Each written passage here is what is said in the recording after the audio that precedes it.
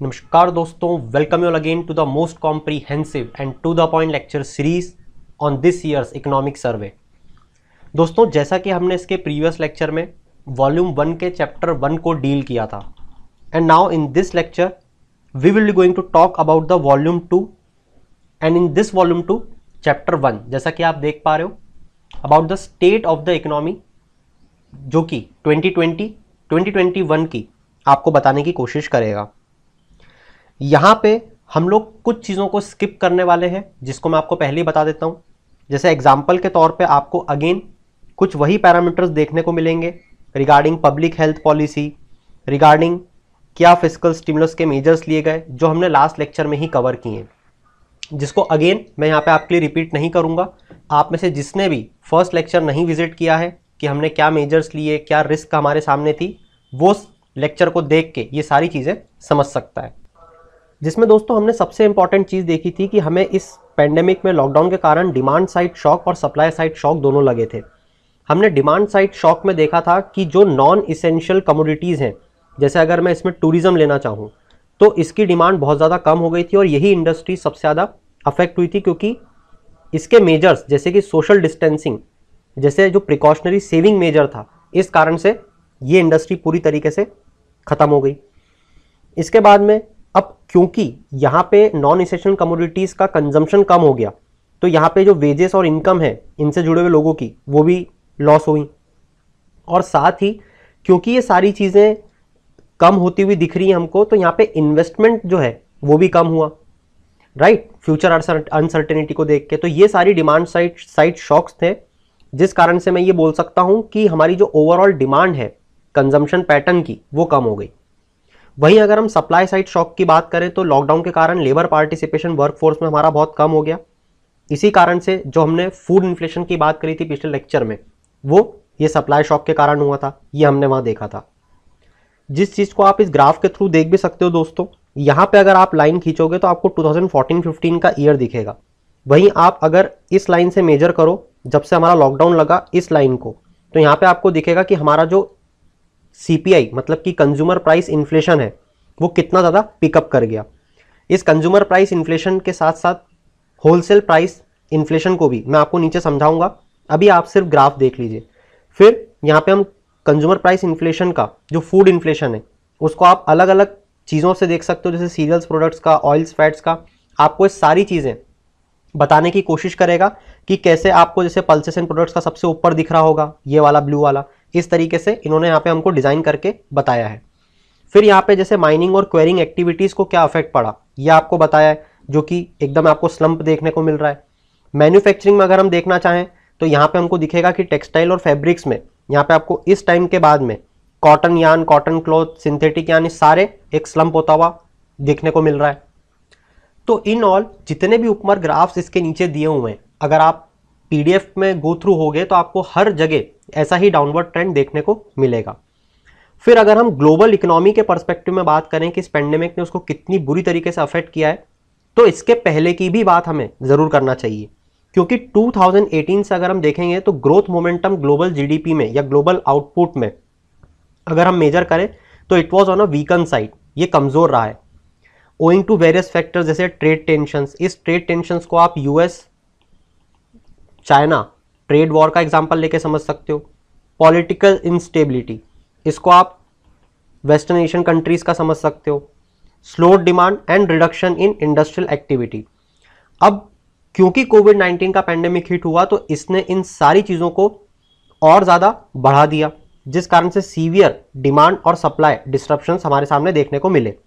और इस global lockdown की वजह से जो एस्टिमेशंस लगाए जा रहे हैं वो ये लगाया जा रहा है, global output is expected to witness the sharpest contraction in a century. और अब आपको ये समझ में आ रहा होगा कि why it was referred once in a century crisis. इसमें जो कॉन्ट्रैक्शन है ये आपसे might be possible UPSC prelims में पूछा जा सकता है कि 2020 as per the estimates of IMF and world bank ये कितना होगा, तो ये होगा 3.5 से 4.3% के बीच में। ये क्वेश्चन बहुत ही इंपॉर्टेंट बन जाता है हमारे लिए प्रीलिम्स के स्पेसिफिक, कि कितना कॉन्ट्रैक्शन देखने को मिलेगा, IMF और वर्ल्ड बैंक ने क्या एस्टिमेट किया है। फिर आपसे ये भी पूछा जा सकता है कि क्यूमुलेटिव लॉस ग्लोबल GDP को ओवर 2020-21 कितना एस्टिमेट लगाया जा रहा है, तो it was around 9 trillion US dollar. ये आपसे बिल्कुल प्रीलिम्स में क्वेश्चन पूछा जा सकता है। इसी के साथ साथ नेक्स्ट क्वेश्चन अगर हम डील करें तो जो लॉस ऑफ आउटपुट है ये कहां पे ज्यादा सीवियर है, तो loss of output advanced economies में ज्यादा सीवियर है as compared to emerging market developing economies. Emerging market developing economics इसका फुल फॉर्म है EMDEs का।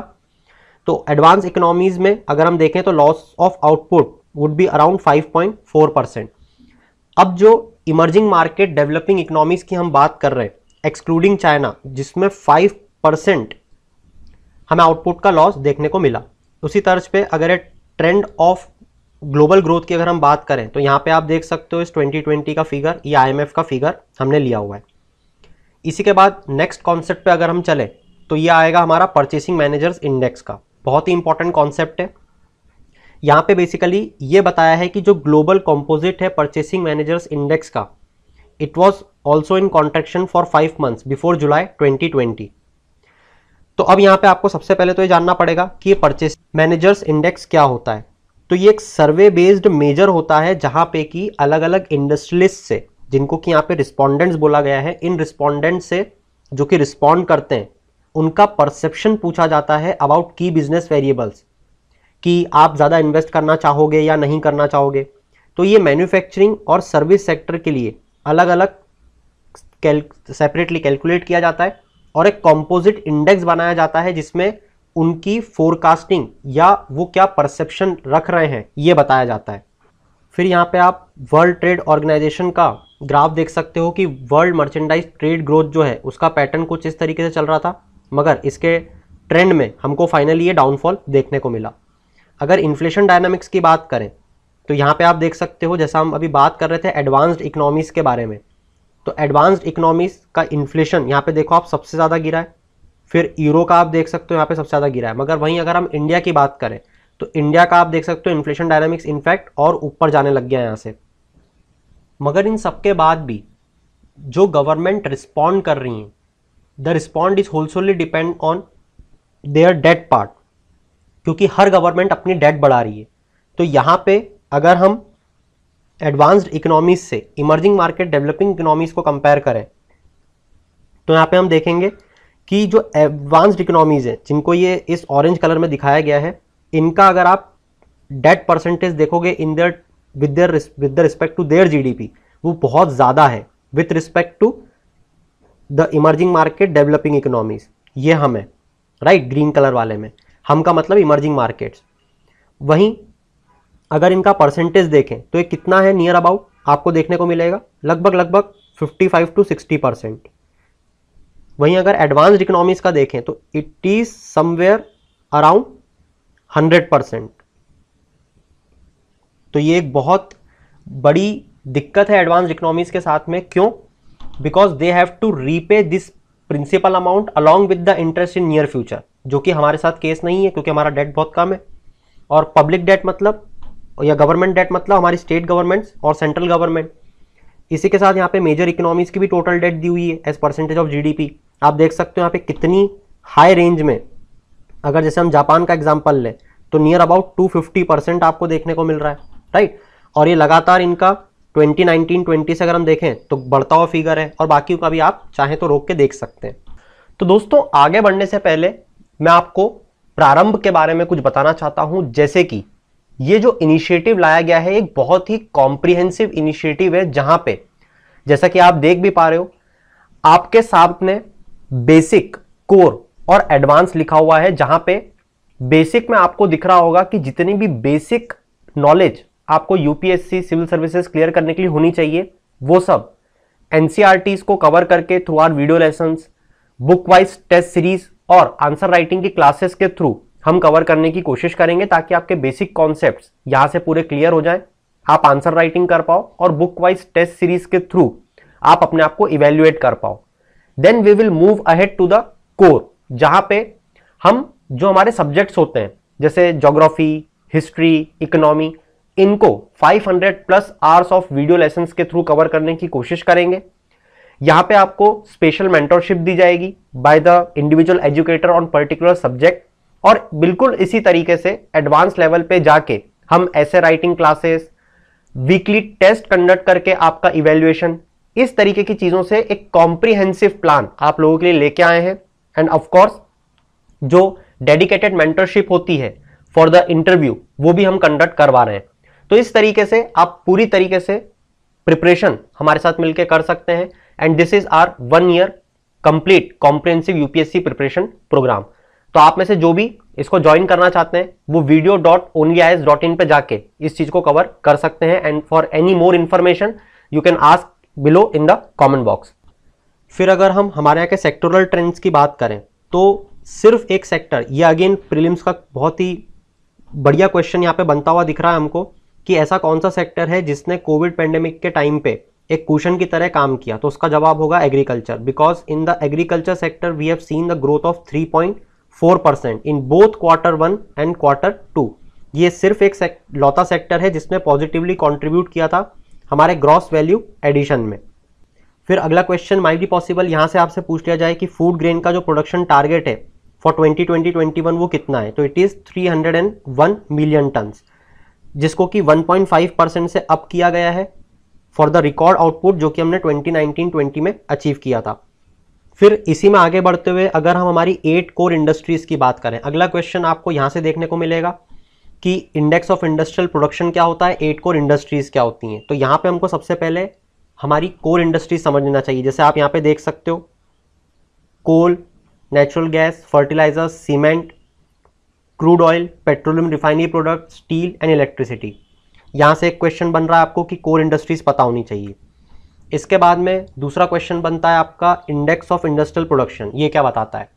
जैसा कि नाम से समझ में आ रहा है ये इंडस्ट्रियल प्रोडक्शन का इंडेक्स है। तो ये बताता है कि इंडस्ट्रियल प्रोडक्शन आपका किस तरफ जा रहा है, बढ़ रहा है या कम हो रहा है। फिर इंडेक्स ऑफ इंडस्ट्रियल प्रोडक्शन से कोर इंडस्ट्रीज कैसे रिलेटेड है, तो आपको ये पता होना चाहिए कि इंडेक्स ऑफ इंडस्ट्रियल प्रोडक्शन में जो 40% वेटेज होता है वो होता है इन कोर इंडस्ट्रीज का। तो ये इंडेक्स ऑफ इंडस्ट्रियल प्रोडक्शन बहुत हद तक ये दिखाता है कि आपकी कोर इंडस्ट्रीज किस तरीके से काम कर रही हैं। फिर यहाँ पे हाई फूड प्राइसेस, जिसको हमने देखा था कि इसके कारण इन्फ्लेशन हमारा बढ़ गया था। आरबीआई को टारगेट दिया गया है इन्फ्लेशन को टारगेट में रखने का फ्रॉम 2 to 6%, जो कि 4% ±2% से शोकेस किया जाता है। And so it has reach to 4.6% year as compared to 6.9% in November. यहाँ पे दो कॉन्सेप्ट आपके सामने बताए गए हैं। ये बता रहे हैं आपको कि हेडलाइन इन्फ्लेशन जो है ये पहले बढ़ा मगर बाद में ये वापस कंट्रोल में आया, और दूसरा है कोर इन्फ्लेशन का। तो मैं आपको सीधे इन टॉपिक पे लेके चलता हूँ। तो यहाँ पे हम सबसे पहले बात करेंगे हेडलाइन इन्फ्लेशन के बारे में। हेडलाइन इन्फ्लेशन बेसिकली एक रॉ इन्फ्लेशन का फिगर होता है। इसमें हम जो वॉलेटाइल प्रोडक्ट्स होते हैं हमारे, जैसे एग्जांपल के तौर पे अगर हम फेल की बात करें, जैसे अगर हम फूड की बात करें, तो ये प्रोडक्ट्स भी हमारे इन्वॉल्व रहते हैं। वहीं क्योंकि हम जानते हैं कि हमारा इन्फ्लेशन जो होता है इन वॉलेटाइल प्रोडक्ट्स पे बेस्ड नहीं होना चाहिए, क्योंकि इमेजिन करके देखो कि अगर रिजर्व बैंक ऑफ इंडिया मान ले कि हमारा इन्फ्लेशन बढ़ा हुआ है, ठीक है, और इन्फ्लेशन बढ़ा नहीं है एक्चुअल में, ये वॉलेटाइल प्रोडक्ट के कारण हमको इन्फ्लेशन बढ़ा हुआ मान लो दिख गया, तो रिजर्व बैंक ऑफ इंडिया तो इसके हिसाब से अपनी पॉलिसी बनाती है, तो ये तो गड़बड़ हो जाएगी। तो बिल्कुल इसी कारण से हमने कोर इन्फ्लेशन का कॉन्सेप्ट समझा कि कोर इन्फ्लेशन फिर हम निकाल लें अगर इन दो प्रोडक्ट को हटा के, तो ये तो बात बन जाएगी, क्योंकि उसके बाद में रिजर्व बैंक ऑफ इंडिया को बिल्कुल ठीक इन्फ्लेशन समझ में आएगा कि हाँ अब हमारी कंट्री में इतना इन्फ्लेशन चल रहा है, क्योंकि अब हमने ये दो प्रोडक्ट हटा दिए जो वॉलेटाइल है। तो जो इन्फ्लेशन इन दोनों प्रोडक्ट्स को हटा देता है उसको हम कोर इन्फ्लेशन बोलते हैं। यहाँ पे वो सारे वॉलेटाइल प्रोडक्ट्स को हटा दिया जाता है which can cause unwanted distortion to the headline figure. और मोस्ट कॉमनली रिमूव फैक्टर्स हमारे यहाँ पे कौन से हैं? Cost of food and energy, right. तो ये हमने देखा हेडलाइन इन्फ्लेशन और कोर इन्फ्लेशन में क्या डिफरेंस होता है। Now let's move on to understand the difference between the consumer price index, or I should say consumer price inflation and wholesale price inflation। सबसे पहले अगर डेफिनेशन पे बात करें तो it amounts to the average change in the prices of commodities at the wholesale price.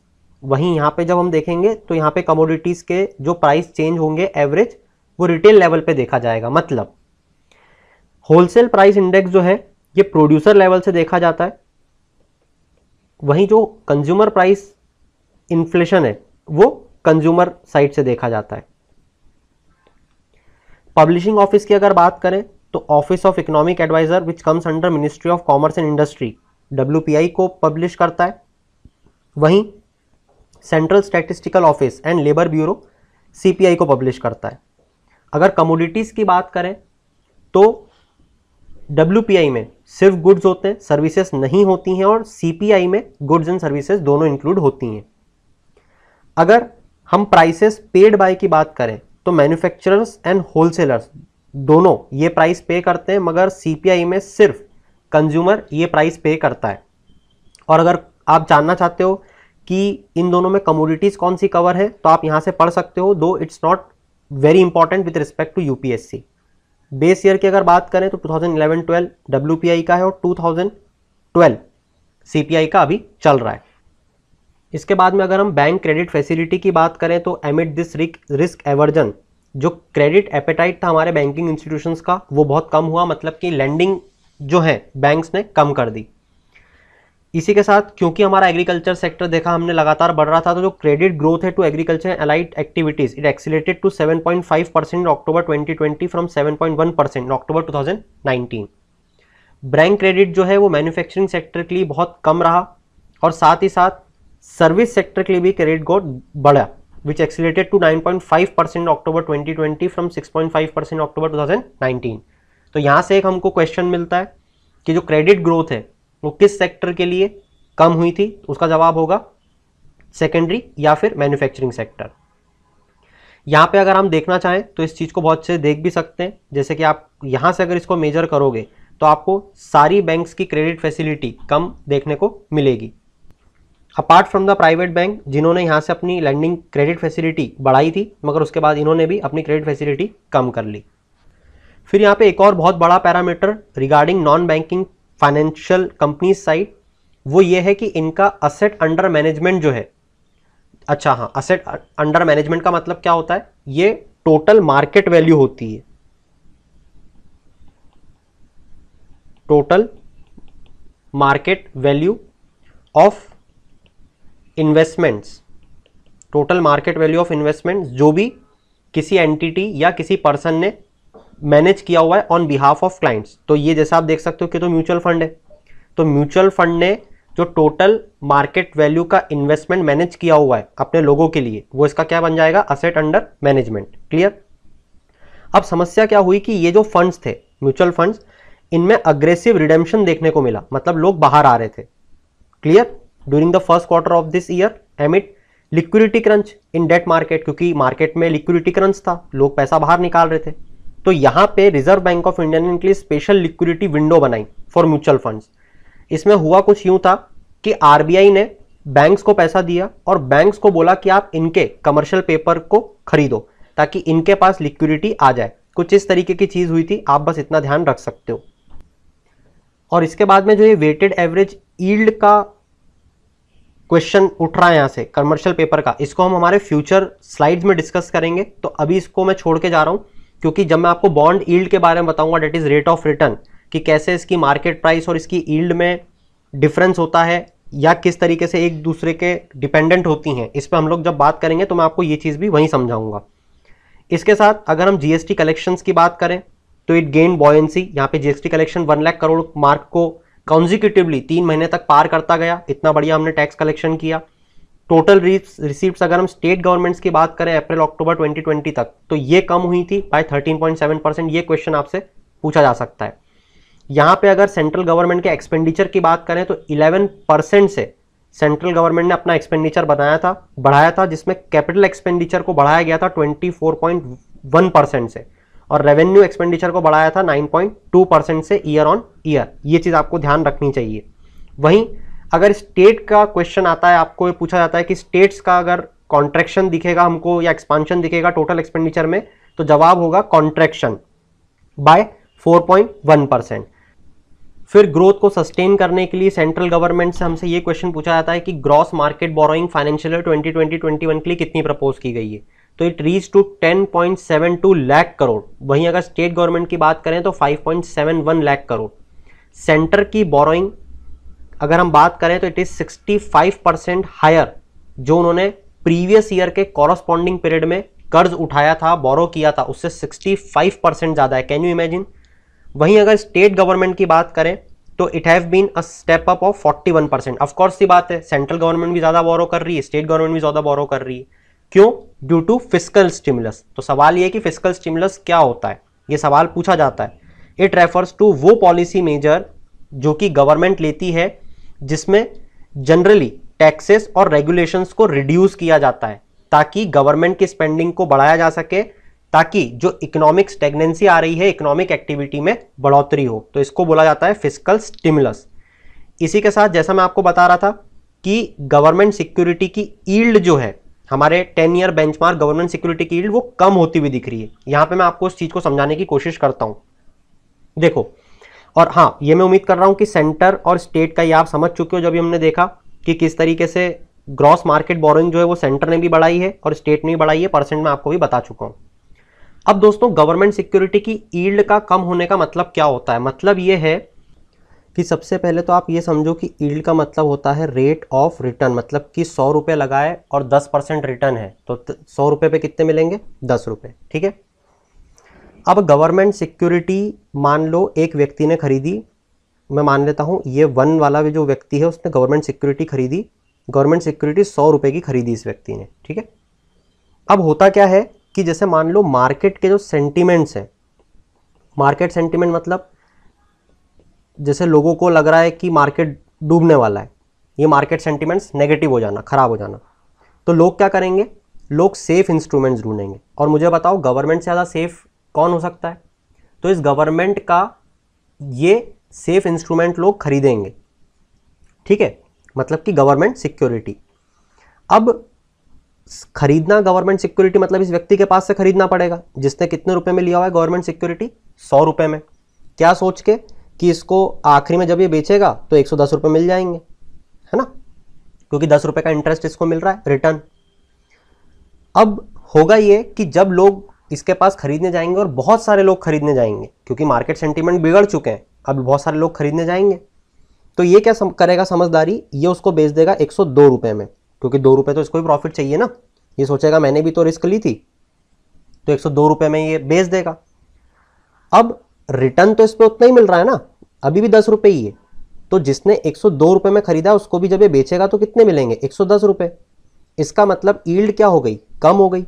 तो जब भी मार्केट में डिमांड बढ़ेगी, किसी गवर्नमेंट सिक्योरिटी की डिमांड बढ़ेगी तो यील्ड क्या हो जाएगी? कम हो जाएगी। और डिमांड क्यों बढ़ रही है? क्योंकि मार्केट सेंटीमेंट खराब है। इसका मतलब यील्ड का कम होना ये क्या शोकेस कर रहा है? ये नेगेटिव साइन शोकेस कर रहा है। उम्मीद करता हूं आप समझ पाए हो। और क्योंकि मैंने आपको ऊपर एक चीज छुड़वाई थी, अगर आपको याद हो, कमर्शियल पेपर, हमने ऊपर एक चीज छोड़ दी थी, कमर्शियल पेपर। ये कमर्शियल पेपर का जो यील्ड का कॉन्सेप्ट है वो भी बिल्कुल इसके जैसा ही है, इस कारण से मैंने ऊपर छुड़वा दी थी। तो अब आप वापस से उसको रिविजिट करना और समझना कि कमर्शियल पेपर का यील्ड जो है वो किस तरीके से मार्केट सेंटीमेंट्स पे डिपेंड कर रहा है। अब आप समझ जाओगे। इसके बाद गवर्नमेंट और Reserve Bank of India led liquidity support measure, जिसमें Reserve Bank of India government को पैसा देती है through ways and means advances, इसके रूल्स को भी रिलैक्स किया गया है। तो सबसे पहले तो अब आपको ये जानना पड़ेगा कि वेज एंड मींस एडवांसेस होते क्या हैं। तो ways and means advances short term loan facilities होती हैं जिसके थ्रू सेंटर और स्टेट फंड्स को बोरो कर सकती हैं आरबीआई से। बहुत बार ऐसा होता है कि उनके टेम्पररी मिसमैच हो जाता है between the expenditure and receipt, जिस कारण से वेज एंड मींस एडवांसेस के थ्रू पैसा लिया जा सकता है रिजर्व बैंक ऑफ इंडिया से। और जो इंटरेस्ट रेट चार्ज करती है रिजर्व बैंक ऑफ इंडिया वो होता है repo rate, the rate at which Reserve Bank of India lends to their clients, it's clients. चलिए, ये जो इसके रूल्स में ईज करना है, इसकी लिमिट बढ़ा दी है 1,25,000 करोड़। इस कंसोलिडेटेड सिंकिंग फंड का मतलब क्या होता है दोस्तों? जैसे हमारे यहाँ पे जो स्टेट गवर्नमेंट्स लोन्स लेती हैं, अब होता क्या है, हो सकता है कि ये जो स्टेट गवर्नमेंट लोन ले रही है बहुत इनकम्बेंट गवर्नमेंट हो, क्योंकि हमारे यहाँ पे तो डेमोक्रेसी है ना, हमारे यहाँ पे गवर्नमेंट्स चेंज होती रहती हैं। तो मान लो एक इनकम्बेंट गवर्नमेंट आ गई और उसने बहुत सारे लोन ले लिए, तो ये तो फ्यूचर में जो स्टेट गवर्नमेंट वापस से चेंज होगी तो उसके लिए तो प्रॉब्लमेटिक हो जाएगा। क्योंकि इसका इंटरेस्ट तो उनको पे करना पड़ेगा। तो यहाँ पे एक कन्वेंशन ड्रॉ किया गया 1999-2000 में कि जितना भी डेट स्टेट गवर्नमेंट लेगी उसका 2 से 3% एक फंड में डाल देगी, जिस फंड को कहा जाएगा कंसोलिडेटेड सिंकिंग फंड, ताकि जब इस लोन को रीपे करने की बात आए तो ज़्यादा बर्डन ना हो। जैसे एग्जाम्पल के तौर पे कि किसी स्टेट गवर्नमेंट ने हो सकता है कि कोई बॉन्ड्स निकाल दिए हो, राइट, और उस बॉन्ड्स के थ्रू लोगों से पैसा ले लिया हो, फिर जब उस बॉन्ड्स की क्या आ जाएगी, मैच्योरिटी आ जाएगी, तो उस मैच्योरिटी में लोगों को वापस पैसा देने में प्रॉब्लम ना हो। तो इस तरीके से यहाँ पे कंसोलिडेटेड सिंकिंग फंड को बनाया गया। अब यहाँ पे इसके रूल्स में कुछ रिलैक्सेशन किए गए हैं ताकि कंसोलिडेटेड सिंकिंग फंड से which enabled bond markets to absorb pressure of increase government borrowing, यहाँ से गवर्नमेंट आसानी से अपने प्रेशर को एब्जॉर्ब करवा सके। इसी तर्ज पे इंडिया का मर्चेंडाइज एक्सपोर्ट का यहाँ पे फिगर एक दिया हुआ है जो कि रहा है 21.1% का in the first half of 2021, ये भी आपको जान लेना चाहिए। फिर अगर हम लोग एक्सटर्नल सेक्टर की बात करें तो एक्सटर्नल सेक्टर में हमको देखने को मिलेगा कि एमिड both domestic and global demand and supply disruptions के कारण इंडिया का जो मर्चेंडाइज एक्सपोर्ट था ये 21.1% से कम हो गया फर्स्ट हाफ ऑफ 2020-21 में। ये जो कॉन्ट्रैक्शन था ये इंपोर्ट्स में हमको ज़्यादा देखने को मिला, डेट इज 38.8%। मतलब हमने जो इंपोर्ट करते थे उसमें ज़्यादा कमी आई बजाय कि एक्सपोर्ट्स के। और इसी कारण से तो आपने एक बहुत ही अच्छा कॉन्सेप्ट सुना होगा with regard to India current account surplus का, उसका एक बहुत बड़ा कारण यही है, राइट, करंट अकाउंट सरप्लस होने का कारण। और इसी कारण से दोस्तों हमारा जो ट्रेड डेफिसिट है ये भी कम हुआ, जो कि हुआ करता था 88.9 बिलियन यूएस डॉलर से हो गया ये 26.2 यूएस बिलियन डॉलर इन अप्रैल सितंबर 2020-21। इसी के साथ इंडिया का करंट अकाउंट सरप्लस रहा of 3.1% GDP in the first half of the year. ये कुछ एक्सटर्नल सेक्टर के पॉइंट्स थे हमारे लिए जॉट डाउन करने के लिए। ये आप करंट अकाउंट बैलेंस को ग्राफ के थ्रू, ग्राफिकल रिप्रेजेंटेशन के थ्रू देख सकते हो आराम से, राइट। उसके बाद में एफपीआई इन्फ्लोज की अगर हम बात करें फॉरेन पोर्टफोलियो इन्वेस्टर्स की, क्योंकि market sentiments with regard to या with respect to advanced economies हमारे यहाँ बहुत अच्छे थे, and so we have seen the net FPI inflow, मतलब हमारे यहाँ पैसा ज़्यादा बाहर से आया और रिकॉर्ड लेवल पे आया, all time monthly high of 9.8 billion US dollar. अगर हम लोग ड्यूरिंग अप्रैल दिसंबर 2020 की बात करें तो इक्विटीज़ में जो इन्वेस्टमेंट था बाहर फॉरेन पोर्टफोलियो इन्वेस्टर्स के द्वारा, it was seen of 30 billion US dollar, that is 5 times higher. ठीक है, ये एक नॉर्मल सिचुएशन नहीं है, 5 times higher than previous year value. तो India was the only country emerging markets to receive equity FI inflow. तो इसका मतलब ये है कि हमारे यहाँ पे एफआई इनफ्लोज जो हैं वो इसलिए आए क्योंकि हमारे यहाँ का जो फंडामेंटल्स हैं, जो हमारी गवर्नमेंट बार बार बोलती है, वो बहुत ज़्यादा स्ट्रांग है। और इसी कारण से जब आपको एक क्वेश्चन या एक चीज़ देखने को मिली थी कि जीडीपी जो है वो तो डाउन जा रही है मगर हमारा सेंसेक्स और निफ्टी ऊपर जा रहा है। सेंसेक्स में उम्मीद करता हूँ आपको पता होगा, ये बॉम्बे स्टॉक एक्सचेंज का इंडेक्स है जिसको सेंसिटिविटी इंडेक्स कहा जाता है, और वैसे ही नेशनल स्टॉक एक्सचेंज जो है हमारा, उसका जो इंडेक्स है वो निफ्टी है। बॉम्बे स्टॉक एक्सचेंज में हमारे यहाँ 30 कंट्रीज़ हैं, टॉप 30 कंपनीज, और नेशनल स्टॉक एक्सचेंज में टॉप 50 कंपनीज आती हैं। ये बेसिकली जो टॉप कंपनीज होती हैं ये मार्केट कैपिटलाइजेशन के थ्रू डिसाइड की जाती हैं। तो बीएसई का जो इंडेक्स है वो सेंसेक्स में टॉप 30 स्टॉक के इंडेक्सेस को बताता है, राइट। वैसे तो अगर मैं आपको बताना चाहूँ तो आई थिंक एनएसई में लगभग 1600 कंपनीज हैं, वहीं बीएसई में लगभग 5000 कंपनीज हैं, राइट। तो ऐसा नहीं है कि सिर्फ 30 और सिर्फ 50 ही होती हैं, ये भी एक मिसकंसेप्शन होता है। एनएसई को रिकॉग्नाइज गया था as a stock exchange in 1993, वहीं बीएसई को अगर हम देखें तो 1957। तो इस तरीके से कुछ डिफरेंसेस अगर आपको पता हो तो it can help you in exam if it was asked. उसके बाद इक्विटी इनफ्लोज अगर हम देखें तो यहाँ पे आप देख सकते हो, जैसा मैं बताा रहा था कि सबसे ज़्यादा इंडिया में ही आए हैं, यहाँ पे आप ग्रीन देख पा रहे हो, उम्मीद करता हूँ मैं। उसके बाद अगर इंडिया के फॉरेन एक्सचेंज रिजर्व्स की बात करें तो it climbed up to a very good limit of 586 billion US dollar as on 8th of January 2020। फिर अगर हम बात करें हमारे यहाँ एक्सटर्नल डेट की, जो कि हमारी गवर्नमेंट और प्राइवेट सेक्टर दोनों लेते हैं, तो as a ratio to GDP हमारी जो एक्सटर्नल डेट है वो मेजोरिटी प्राइवेट सेक्टर के हाथों में है, जो कि बड़ी है फ्रॉम 20.6% टू 21.6%। फिर अगर हम वर्ल्ड लेवल पे देखने की कोशिश करें कि क्या फिस्कल रिस्पॉन्स रहा, तो हमें देख पाएंगे एक unprecedented fiscal response of nearly about 11.7 trillion dollar का ग्लोबली, या फिर ग्लोबल जीडीपी का 12% पैसा जिंदगियों को बचाने के लिए, वनरेबल हाउस होल्ड और फर्म्स को बचाने के लिए खर्च किया गया। इसमें सरकारों ने पूरे वर्ल्ड में अलग अलग मेजर्स लिए, जैसे किसी को अनएम्प्लॉयमेंट बेनिफिट्स देना, जहाँ पे जिनके पास नौकरी नहीं है मतलब उनको benefits in the form of wages subsidies दी, कैश इन काइंड ट्रांसफर्स दिया, लोन गारंटीज दी, राइट। इस तरीके से अलग अलग सरकारों ने अलग अलग चीज़ें करी। रीलैंडिंग फैसिलिटीज़ को रिलैक्स करा, जो असेट प्रोविजनिंग रिक्वायरमेंट्स होती हैं उनको ईज करा, ताकि जो लोन्स हैं वो आसानी से मिल पाएँ, या जिन्होंने लोन लिया हुआ है उनको कोई तकलीफ ना हो, long term asset purchase programs चलाए। तो उसी तर्ज पे अगर हम ये ग्लोबल पॉलिसी रेट्स का ट्रेंड देखें वर्ल्ड मार्केट में, तो इंडिया ने भी क्या मेजर्स लिए हमें ये जानना ज़रूरी है।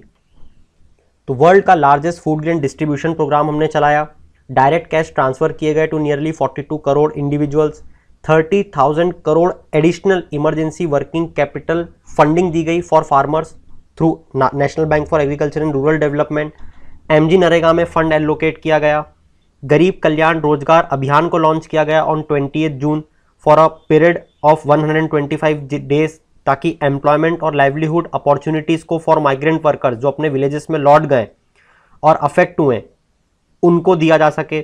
और साथ ही साथ emergency credit line guarantee scheme चलाई। ये स्कीम इंपॉर्टेंट हो सकती है, तो इस स्कीम के बारे में थोड़ा सा डिस्कशन कर लेते हैं। तो दोस्तों, यूनियन गवर्नमेंट ने emergency credit line guarantee scheme को 1 मंथ के लिए एक्सटेंड कर दिया था टिल 30 नवंबर 2020। इस स्कीम को लॉन्च किया गया था एज अ पार्ट ऑफ आत्मनिर्भर भारत अभियान, जिस पैकेज को अनाउंस किया गया था इन मई 2020, ताकि जो डिस्ट्रेस हुआ है इस लॉकडाउन के कारण to different sector specially MSME, उनको बचाया जा सके। ऑब्जेक्टिव क्या था? Fully guaranteed and collateral free additional credit दिया जा सके एमएसएमईज को, बिजनेस एंटरप्राइजेस को, मुद्रा बोरोवर्स को जिन्होंने अपना नया बिजनेस स्टार्टअप किया होगा, और इंडिविजुअल लोन्स दिए जा सकें बिजनेस पर्पजेस के लिए to the extent of 20% of their credit outstanding. इनका जो क्रेडिट आउटस्टैंडिंग था उसका 20%। इसके बाद 100% गारंटी कवरेज गवर्नमेंट ले रही थी। उसके लिए गवर्नमेंट ने एस्टैब्लिश किया था national credit guarantee trust company, जहां पे बैंक्स और non banking financial companies loan provide कर देती थी और उनको गारंटी मिल जाती थी इस कंपनी के थ्रू। इसमें एलिजिबिलिटी क्राइटेरिया आपसे पूछा जा सकता है। यहाँ पे जो बोरोवर्स थे उनकी क्रेडिट आउटस्टैंडिंग जो है वो अप टू 50 करोड़ रुपए तक होनी चाहिए एज ऑन 29 फरवरी 2020, और एनुअल टर्नओवर 250 करोड़ होना चाहिए इस स्कीम में एलिजिबल होने के लिए। इसके बाद में हमारी रिजर्व बैंक ऑफ इंडिया ने कुछ कन्वेंशनल और अनकन्वेंशनल लिक्विडिटी के मेजर्स लिए ताकि लिक्विडिटी कंडीशन को बेहतर बनाया जा सके, जैसे 2.7 लाख करोड़ रुपीस के थ्रू करोड़ का आपने लिक्विडिटी कैसे इंक्रीज किया? ओपन मार्केट ऑपरेशंस के थ्रू। ओपन मार्केट ऑपरेशंस क्या होते हैं? गवर्नमेंट सिक्योरिटीज को खरीद लेना या बेच देना। अगर गवर्नमेंट सिक्योरिटीज को खरीद लिया है, जो कि किया, तो मार्केट में लिक्विडिटी बढ़ जाएगी। फिर इसी के जैसा दोस्तों एक और मेजर था हमारा targeted long term repo operations का। चलिए देखने की कोशिश करते हैं किस तरीके का लॉन्ग टर्म रेपो ऑपरेशंस हम लोग मेंटेन करने की कोशिश कर रहे हैं यहाँ पे। तो बेसिकली आपको यहाँ पे देखने को मिलेगा कि यहाँ पे हमने हमारी जो मॉनेटरी पॉलिसी होती है, हमारी मॉनेटरी पॉलिसी को नीचे ट्रांसमिट करने के लिए इस चीज़ को यूज़ किया था, इस मैकेनिज्म को यूज़ किया था। इसके थ्रू हम लिक्विडिटी को नीचे इंजेक्ट कर सकते हैं बैंकिंग सिस्टम में। लॉन्ग टर्म रेपो ऑपरेशंस, जैसा कि हम जानते हैं कि जो रेपो ऑपरेशंस होते हैं उसमें अगर मैच्योरिटी पीरियड ज़्यादा होता है, जैसा कि इसमें था, debt is up to 3 years, तो इसका इंटरेस्ट रेट ज़्यादा होता है। तो यहाँ पे हमने क्या करा, या रिजर्व बैंक ऑफ इंडिया ने, कि 1 ईयर के लिए दो या 3 साल के लिए लोन दो, आप एक ही इंटरेस्ट रेट पे दे सकते हो। इसका मतलब मार्केट में अब लिक्विडिटी बढ़ जाएगी, लिक्विडिटी विल इंक्रीज। अब लिक्विडिटी अगर मार्केट में बढ़ जाएगी तो क्या हो सकता है? इन्वेस्टमेंट बढ़ सकते हैं। अच्छा, अगर ये क्वेश्चन है कि जैसे अगर लिक्विडिटी बढ़ रही है तो वो कैसे बढ़ रही है, तो इसमें जो बैंक्स को कॉस्ट ऑफ फंड पड़ेगा, इसको समझने की कोशिश करो। ये लिक्विडिटी क्यों बढ़ जाएगी, क्योंकि जो कॉस्ट है फंड्स की जो बैंक्स उठाती हैं रिजर्व बैंक ऑफ इंडिया से, वो अब कम हो जाएगी।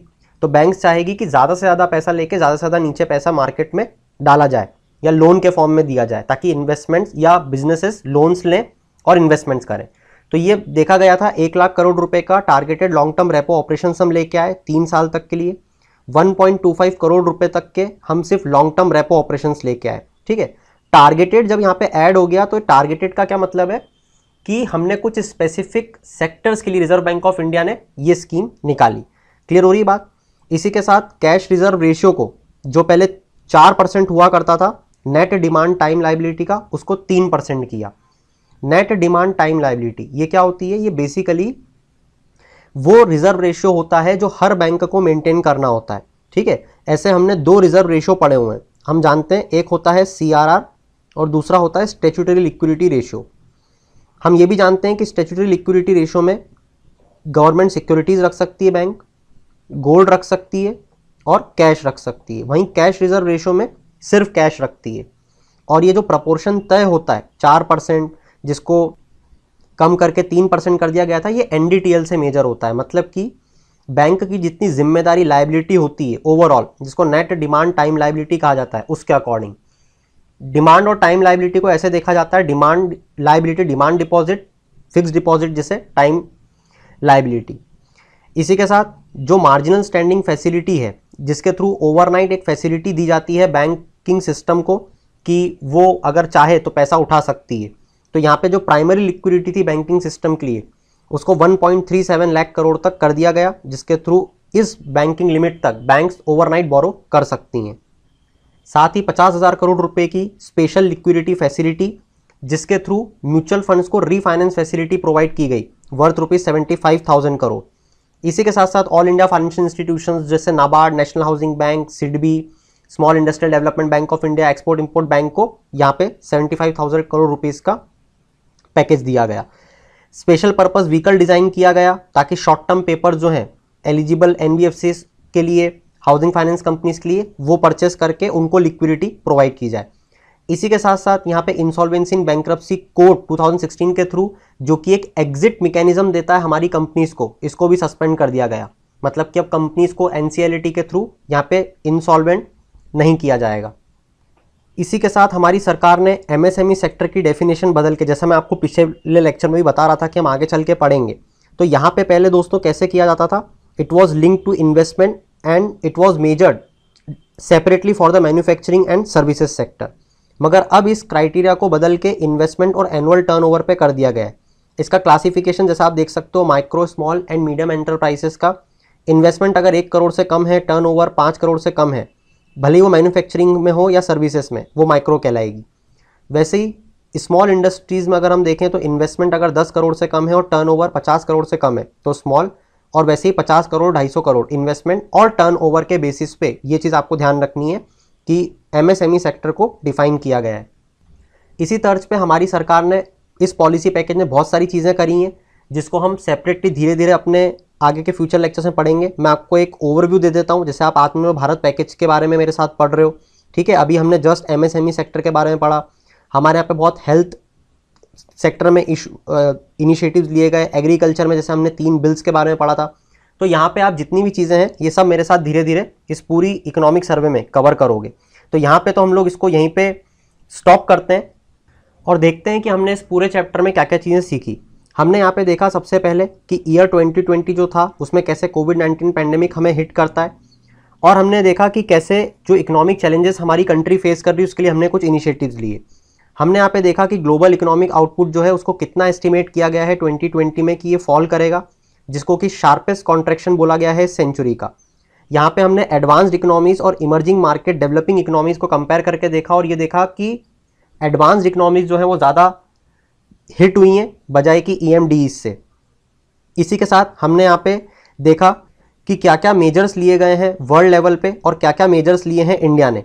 वहाँ पे हमने देखा कि किस तरीके से इंडिया के मेजर्स अलग हैं, किस तरीके से इंडिया ने बाय द टाइम लैग कुछ अपने इनिशिएटिव्स को इनिशिएट करा, जिसमें अगर आपको आंसर लिखने को आता है तो आप लिख सकते हो सच एज की पॉलिसी रेट्स को कम करना, क्वांटिटेटिव ईजिंग मेजर्स लगाना जिस कारण से कि मार्केट में लिक्विडिटी किसी भी तरीके से बढ़ पाए, लोन गारंटीज दे देना जिस कारण से कि बिजनेसेस जो हैं वो लोन्स अवेल कर पाएँ, क्योंकि उनको ऐसे तो मार्केट में लोन मिलेगा नहीं, क्योंकि उनकी जो कंडीशन है it is not up to the mark.